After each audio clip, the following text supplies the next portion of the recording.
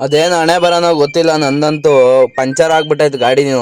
ಈ ಥರ ಪಂಚರ್ ಆಗೈತೆ, ಅದು ಪಾಯಿಂಟ್ಗೆ ಅನ್ಲೋಡಿಂಗ್ ಪಾಯಿಂಟಿಗೆ ಬಂದ್ಮೇಲೆ ಪಂಚರ್ ಆಗೈತೆ. ನನ್ನ ಅದೃಷ್ಟ ಚೆನ್ನಾಗೈತೆ ನೋಡಿ. ಯಾವ ಥರ ಪಂಚರ್ ಆಗೈತೆ ಅಂದರೆ ಬೇಜಾರಾಗ್ಬಿಡ್ತೀನಿ ನನಗಂತೂ.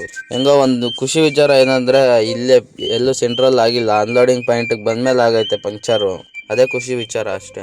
ಹಾಯ್ ಫ್ರೆಂಡ್ಸ್, ಎಲ್ರಿಗೂ ನಾನು ನಿಮ್ಮ ಮನೇಲಿ ಪಗೋಡ ಮಾತಾಡ್ತಿರೋದು. ಏನಪ್ಪ ವಿಷಯ ಅಂದರೆ, ಈಗ ಬೆಂಗಳೂರಿಂದ ತುಮಕೂರ್ಗೆ ಹೋಗ್ತಾ ಇದ್ದೀನಿ. ಯಾಕಂದರೆ ಅಲ್ಲಿಂದ ರಿಟರ್ನ್ ಲೋಡ್ ಐತೆ ಮಂಗಳವಾಡಕ್ಕೆ. ಅದಕ್ಕೆ ಹೋಗಿ ಲೋಡ್ ಗಿಡ್ ಎಲ್ಲ ಮಾಡ್ಕೊಬೇಕು. ಹೋಗ್ತಾ ಇದ್ದೀನಿ ಇನ್ನು.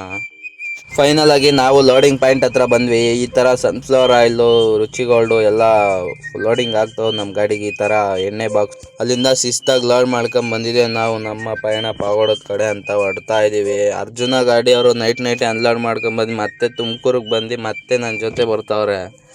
ಅವ್ರದ್ದು ನಾವು ಮಸ್ತಾಗೆಲ್ಲ ಒಂದು ವಿಡಿಯೋ ಮಾಡ್ಕೊಂಡು ಹೊಡ್ತಾ ಇದ್ದೀವಿ.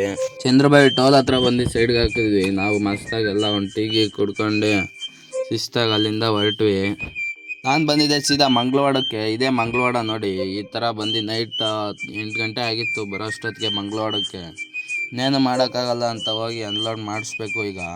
ಫೈನಲ್ ಆಗಿ ಅನ್ಲೋಡಿಂಗ್ ಪಾಯಿಂಟ್ ಹತ್ರ ಬಂದ್ವಿ. ಬಂದು ನೋಡಿದ್ರೆ ಹಿಂದ್ಗಡೆ ಪಂಚರ್ ಆಗ್ಬಿಟ್ಟೈತೆ. ಎಂಥ ಗಂಡು ನಶೀಬ್ ಇರಬೇಡ ಅಂದ್ಕೊಂಡು ನಾನು ಮನಸ್ಸಲ್ಲಿ ಏನು ಮಾಡೋಕ್ಕಾಗಲ್ಲ, ಇನ್ನೇನು ಮಾಡೋಕ್ಕಾಯ್ತದೆ ಅಂತ ಜಾಕ್ ಕೊಟ್ಟಿದ್ದೀನಿ. ಕೆಳಗಡೆ ಜಾಕ್ ಕೊಟ್ಬಿಟ್ಟು ಅನ್ಲೋಡ್ ಆದಮೇಲೆ ಟೈರ್ ಚೇಂಜ್ ಮಾಡ್ಕೊಬೇಕು.